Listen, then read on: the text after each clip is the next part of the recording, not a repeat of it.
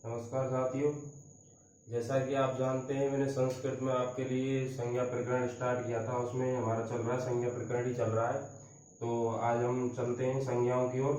तो ये हमारी संज्ञा है: इत संज्ञा, लोप संज्ञा, सवर्ण संज्ञा, संयोग संज्ञा, संहिता संज्ञा, पद संज्ञा और प्रत्याहार संज्ञा। तो इन सभी को जान जाएंगे तभी हम क्या है, शब्दों का, धातुओं का इनका क्या करेंगे, हम निर्माण करेंगे। ठीक है। तो सबसे पहले हम पढ़ेंगे कौन सी संज्ञा, इत संज्ञा। फिर धीरे धीरे इन सभी को कराएंगे, तो धीरे धीरे चलेंगे आगे। तो हम पढ़ते हैं किसको, इत संज्ञा को। सबसे पहले इत संज्ञा में क्या होता है, सबसे पहले जानने इत संज्ञा होती क्या है, कैसे इत संज्ञा करते हैं। एक सूत्र होता है, यानी लोप संज्ञा मैंने आपके लिए बताई है, तो उसमें लोप विधायक सूत्र होता है। एक लोप विधायक सूत्र होता है तस्य लोप, और एक होता है लोप संज्ञा विधायक, वो होता है अदर्शनम लोप है। तो ये तस्य लोप से किसी वर्ण का हम लोप कर दें और उसकी क्या हो जाती है, उससे पहले इत संज्ञा हो जाती है। ठीक है। फिर बाद में ये सूत्र काम करता है जब उसका क्या होता है, लोप होता है। तो हम पढ़ते हैं इत संज्ञा के बारे में। तो इत संज्ञा 6 तरीके से होती है। अष्टाध्यायी के अनुसार कितने तरीकों से होती है, 6 तरीकों से। तो पहला है उपदेशे एजनुनासिक, एक तो इस तरीके से होता है। ठीक है। और मैं आपके लिए चलता जैसे चलता रहेगा उसके साथ साथ बताता रहूंगा। और एक होता है हल्यंत्यम से, हल्यंत्यम। तीसरा होता है इससे आदिर आदिर टुंडवय, आदिर टुंडवय। और चौथा है कौन सा, से प्रत्यय। और पांचवा है कौन सा, चूंटू। कौन सा है, चूंटू। और छठवां है लसक्व तद्धिते, लसक्व तद्धिते। तो मैं इनके बारे में अभी तुमको समझाऊंगा। तो यहाँ पर देखें, यानी कि पहले तो जो अष्टाध्यायी में लिखे गए सूत्रों का क्रम जान लें। तो अष्टाध्यायी में पहले अध्याय के तीसरे पाद का कौन सा सूत्र है, दूसरा। पहले अध्याय के तीसरे पाद का दूसरा सूत्र है। यानी अष्टाध्यायी में 8 अध्याय बताए थे, उनमें से पहला अध्याय और 32 पाद हो गए 8 अध्याय, यानी कि एक अध्याय में 4 पाद होते हैं। तो पहले पाद अध्याय का कौन सा है, तीसरा पाद, और उसमें सूत्र कौन सा है, दूसरा। और हलंत्य में पहले अध्याय के तीसरे पाद का कौन सा सूत्र है, तीसरा। और ये आदि टुंडवय है, ये पहले अध्याय के तीसरे पाद का 5वां यानी कि चौथा सूत्र और कुछ है। तो ये हमारी इत संज्ञा से मतलब नहीं है, हमको इत संज्ञा वाले देखने। तो इत संज्ञा वाला नहीं है, चौथा सूत्र है, यानी कौन सा सूत्र है, 5वां। और ये कौन सा है, पहले अध्याय के तीसरे पाद का 6वां। और ये कौन सा है, चूंटू, पहले अध्याय के तीसरे पाद का 7वां। और ये कौन सा, पहले अध्याय के तीसरे पाद का 8वां। लेकिन चौथा सूत्र इस संज्ञक नहीं है, वो और कोई सा सूत्र होगा, इसलिए उसको यहाँ पर काउंट नहीं किया गया। ठीक है। इसका क्रम भी ध्यान रखना, ऐसे ही पूछा जा सकता है। यानी मैं पूरे डिटेल को लेकर चल रहा हूँ, छोटे से लेकर बड़े तक। ठीक है। तो अब हम बात करेंगे कि इस सूत्र में किस किस संज्ञा होती है, इसमें किसकी और इसमें किसकी। तो ये आपको क्रम यहाँ पर नोट कर लेना, मैं इसको मिटा रहा हूँ। अब बात करते हैं किसकी, उपदेशे एज अनुनासिक है, यानी अच अनुनासिक है। यानी इसमें क्या है, उपदेश, यानी क्या है, पहले उपदेश, तीनों चीजों को समझेंगे। उपदेश है, और अज का मतलब अच यानी कि स्वर, और अनुनासिक। ये तो कह रहा है, ये सूत्र कहता है कि उपदेश अवस्था में कोई भी स्वर हो या अनुनासिक वर्ण हो, उसकी क्या हो जाती है, इत संज्ञा हो जाती है। जैसे कि मार्शल सूत्रों में एक सूत्र था, इससे पहले समझ लेते हैं उपदेश क्या है। जो हमारे त्रिमुनि हुए थे, पाणिनि, कात्यायन और पतंजलि, इन्होंने क्या किया कि जो इन्होंने लिख दिया ना, वही क्या कहलाया, उपदेश कहलाया। क्या कहलाया, उपदेश। अब उसमें कोई भी संशोधन होता है वो इन सूत्रों से होता है, लेकिन जो पहले लिख दिया वो क्या कहलाया, उपदेश कहलाया। कैसे, जैसे पहले ये धातु पट धातु थी ऐसे, उपदेश अवस्था में कैसी थी, ऐसे। लेकिन अब कैसे लिखते हैं पट धातु को, ऐसे, क्योंकि इसमें से इसकी क्या हो गई, इत संज्ञा हुई। क्या हो गई, इत संज्ञा। पहले उपदेश अवस्था में कैसा था, ये ऐसा था, क्योंकि पाणिनि ने इसको ऐसा लिखा था। अब कैसे लिखते हैं इसको, ऐसे पठ। तो इसकी क्या हो गई, इत संज्ञा। कौन से सूत्र से हुई है, उपदेशे एजे अनुनासिक है, यानी अच अनुनासिक है, यानी अच की क्या हो गई, इसमें इत संज्ञा हो गई। अच क्या निकल गया, ये वाला निकल गया, तो ये कैसा रह गया, आधा। तो ऐसी ये माहेश्वर सूत्र था, उसमें कौन सा छठवां सूत्र है, लन न। ये आज हम ऐसे लिखते हैं, लेकिन ये उपदेश अवस्था में कैसे था, ये ऐसे था। इसकी संज्ञा करवाई मैंने आपके लिए बताया था माहेश्वर सूत्रों में कि 14 तो हलंत वर्णों यानी व्यंजनों की हुई है और एक किसकी हुई है, स्वर की। तो वो स्वर यही था, इसमें से ला में से क्या निकाल दिया, ये अनुस्वार निकाल दिया। ये आपकी समझ में आ गया होगा यहाँ तक। फिर आगे देखते हैं। तो स्वरों की संज्ञा किससे होती है, उपदेशे एजे अनुनासिक, यानी अच अनुनासिक है, यानी उपदेश अवस्था में स्वर या अनुनासिक हो, उसकी क्या हो जाती है, इत संज्ञा। दूसरा सूत्र है अपना कौन सा, हलंत्यम,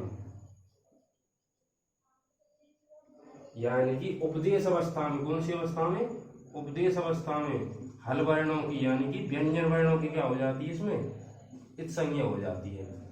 जैसे आपके लिए मैं समझा देता हूँ, जितने भी व्यंजन वर्ण हैं उनकी क्या हो जाती है, इत संज्ञा। जैसे माहेश्वर सूत्रों के पीछे पीछे क्या लगे हुए, संज्ञा वर्ण नहीं लगे, उनकी क्या हो जाती है, इत संज्ञा। 14 माहेश्वर सूत्र जैसे आ ई उ न, तो ये पीछे वाला न इसको काउंट नहीं करते हैं, इसकी क्या हो जाती है, इत संज्ञा। और इत संज्ञा होने के बाद ही उसका क्या होता है, लोप होता है। कौन से सूत्र से, तस्य लोप से। लेकिन वो अलग संज्ञा है, लोप संज्ञा है। तो हम पढ़ रहे हैं कौन सी, इत संज्ञा। तो हम इत संज्ञा के बारे में जानेंगे फिलहाल। तो आपकी समझ में आ गया, जितने भी व्यंजन वर्णों की, यानी व्यंजन हमेशा कैसे होते हैं, आधे होते हैं। माहेश्वर सूत्रों में भले ही आपको पूरे दिखते हैं, लेकिन उनका प्रयोग करते हैं तो वो आधे होते हैं। जैसे हा, या, बा, रा और टा, ये पीछे वाला हलंत वर्ण है, और ये भी कैसे हैं, हल वर्ण है। लेकिन यहाँ पर अगर हम इनको हल वर्ण बना दें तो हमको प्रत्याहार निर्माण कैसे होगा, हम तो ये कहेंगे हाई प्रत्याहार का निर्माण करो, ऐसे। तो हा से स्टार्ट करेंगे और यहाँ पर खत्म करेंगे, लेकिन हा हमको आधा आधा दोनों, फिर ये प्रत्याहार निर्माण कैसे होगा, दोनों आधे आधे हो जाएंगे। तो एक कैसा चाहिए, पूरा, इसीलिए हम माहेश्वर सूत्रों में वो कैसा लिखते हैं, पूरा, इसीलिए लास्ट वाला आधा लिखते हैं। लेकिन ये भी कैसे होते हैं, प्रयोग करते हैं तो आधे ही होते हैं व्यंजन, हमेशा ध्यान रखना। जितने भी हल वर्णों की संज्ञा होती है वो कैसी होती है, व्यंजनों की, यानी हलंत्यम सूत्र से। तीसरा सूत्र देखते हैं कौन सा है, आदीर टूंडवय, आदीर टूंडवय, यानी कि ये कहता है आदीर यानी कि आदि। आदि में क्या हो, आदि का मतलब क्या होता है, अंत नहीं होता है, प्रारंभ। क्या होता है, प्रारंभ। आदि का विलोम होता है ना अंत, इसलिए आदि को क्या कहते हैं, प्रारंभ कहते हैं। तो आदि में क्या हो, ये क्या है, टू। टुनादि यानी कि टू, जिनके प्रारंभ में क्या है, जिन प्रत्ययों के या आगम के या जिन शब्दों के या धातु के आगे क्या है, टू आए, तो उसकी क्या हो जाती है, इत संज्ञा। और किसकी संज्ञा होती है, इस डे की। और किसकी होती है, सॉरी ये सूत्र सही नहीं है, तो आदीर्नि टूंडव, ऐसे है ये, एक रह गया। और एक ये वर्ण है, कौन सा, ये वाला। इन तीन वर्णों की क्या हो जाती है, इत संज्ञा हो जाती है। जब कहां पर होंगे, किसी धातु के या आगम के क्या है, प्रारंभ में हो, उपदेश अवस्था में किसी के आगे प्रत्ययों के आगे लगे हों, तो उनकी क्या हो जाती है, इत संज्ञा। कैसे, जैसे निवि, क्या है, निवि प्रत्यय है, तो इसमें किसकी संज्ञा हुई है, इस नी की। वो कौन से सूत्र से हुई है, आदीर्नि टूंडवय। और जैसे टुनादि, टुनादि प्रत्यय, टुनादि प्रत्यय में किसकी हुई है, इस टू की संज्ञा हुई है, किससे, इससे। और जैसे डस, ये हमारे शुभ प्रत्यय चलते हैं ना, उसमें सुअजस अमोट षष्टा व्याम व्यस डे व्याम व्यस, और डसी व्याम व्यस डस ओस आम डी ओस सुप, जो अपने प्रत्यय हैं उनमें जैसे डस है, तो इसमें डे की संज्ञा हुई है, कौन से सूत्र से हुई है, आदि टूंडवय। तो आगे देखते हैं चौथा सूत्र, ठीक है। यहाँ तक आपको समझ में आ गया होगा, इनको मैं मिटाने वाला हूँ। तो तीन हो गए स्वर, व्यंजन और ये तीन वर्ण की संज्ञा, ठीक है। यहाँ पर ध्यान रखें, चौथा सूत्र है अपना कौन सा, से प्रत्यय। कौन सा है, से प्रत्यय। ये सभी संज्ञक सूत्र है, ध्यान रखना, इतनी तरीकों से संज्ञा होती है, से प्रत्यय। चौथा कौन सा है, से प्रत्यय। उपदेश अवस्था में हमेशा कौन सी अवस्था में रहते हैं? उपदेश अवस्था में रहते हैं, क्योंकि पाणिनि ने इन्होंने लिख दिया वो हमेशा उपदेश अवस्था में। उपदेश अवस्था में जो ये स है, कौन सा?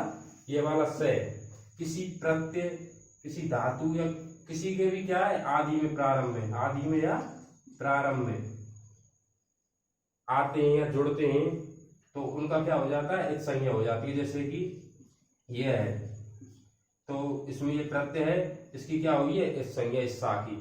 और जैसे ये है सुन, यानी कि इसमें सा की संज्ञा हुई है, इस सा वाले षटकोण वाले सा की, तो कौन से सूत्र से होगी? सा प्रत्यय से। यानी जितने भी षटकोण वाले सा की संज्ञा होगी आगे प्रारंभ में जुड़ते हैं वो कौन से सूत्र से होगी? सा प्रत्यय। तो ध्यान रखना इस बात को, ये नॉर्मल सा एक सा की संज्ञा होती है। इसमें बस पांचवा है चूंटू। कौन सा है? चूंटू।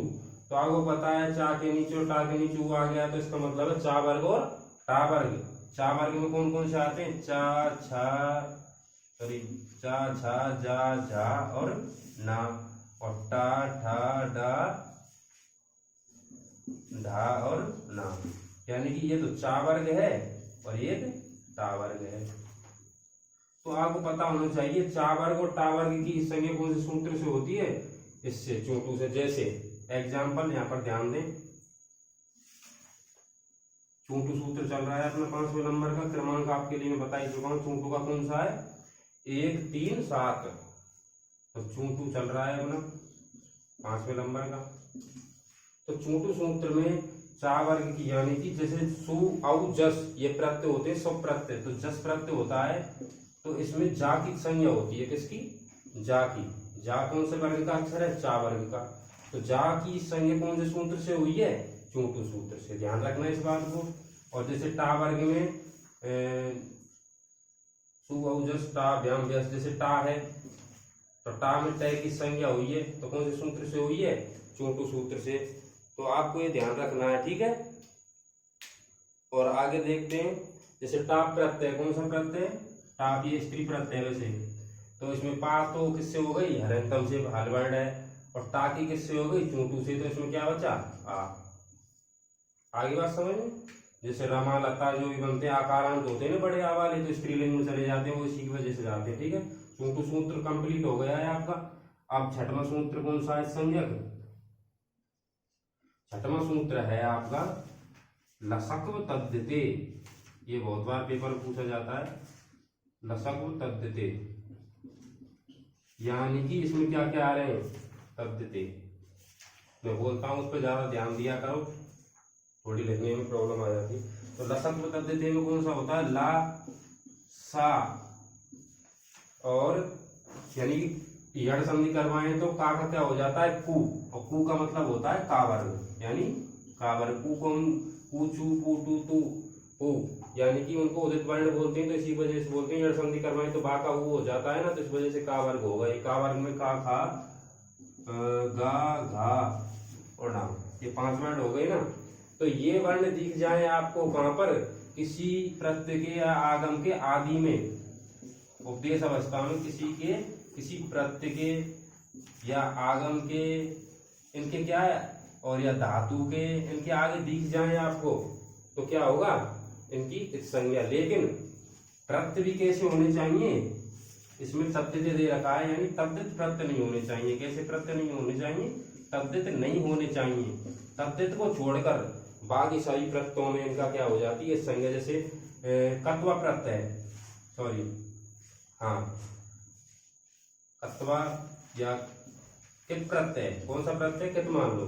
तो इस का में का वर्ग का है, ये का की संज्ञा हुई है, तो इसमें तावस्था कित प्रत्यय में, तो का की संज्ञा कौन से सूत्र से हुई है? लसक्व तद्धिते। क्योंकि कित प्रत्यय कैसा है? ये कृत प्रत्यय है। कैसा प्रत्यय? कृत प्रत्यय, यानी तद्धित प्रत्यय नहीं है, तो तद्धित नहीं होना चाहिए। बाकी कोई सा भी प्रत्यय के आगे लग रहे हो तो इनकी क्या हो जाएगी? संज्ञा हो जाएगी, लेकिन तद्धित नहीं होना चाहिए। ये बात आपको ध्यान रखनी है, ठीक है। तद्धित नहीं होना चाहिए, तद्धित नहीं होना चाहिए बस। जैसे सत, जैसे अम और सस, जैसे सुप्रत्यय होते हैं, सु औ जस, अम और सस। तो सस भी क्या है? प्रत्यय। तो इसमें क्या होता है? सा की क्या हो जाती है? एक संज्ञा, और ये सा शेष रह जाता है, और ये किसमें बदल जाता है? इसमें विसर्ग में। तो ऐसे रूप चलते हैं, शुभ प्रत्ययों के जितने भी शब्द रूप चलते हैं वो शुभ प्रत्ययों के आधार पर चलते हैं, और तिंग प्रत्ययों के आधार पर क्या चलते हैं, अपने धातुओं के रूप। तो ये प्रत्यय कुछ ऐसे होते हैं, इनसे जो पदों का निर्माण होता है, ठीक है। तो ये आपकी समझ में आ गया होगा। ला की या सा की या का वर्ग की संज्ञा होगी तद्धित प्रत्ययों को छोड़कर, और ये कैसे आएंगे, किसी के आदि में या प्रारंभ में आएंगे, तब क्या होगी इनकी एक संज्ञा। तो ये आपकी 6 सूत्र हो गए, इनका क्रमांक मैंने आपके लिए बता दिया। तो हमारी एक संज्ञा कंप्लीट हो चुकी है, यानी कि एक संज्ञा।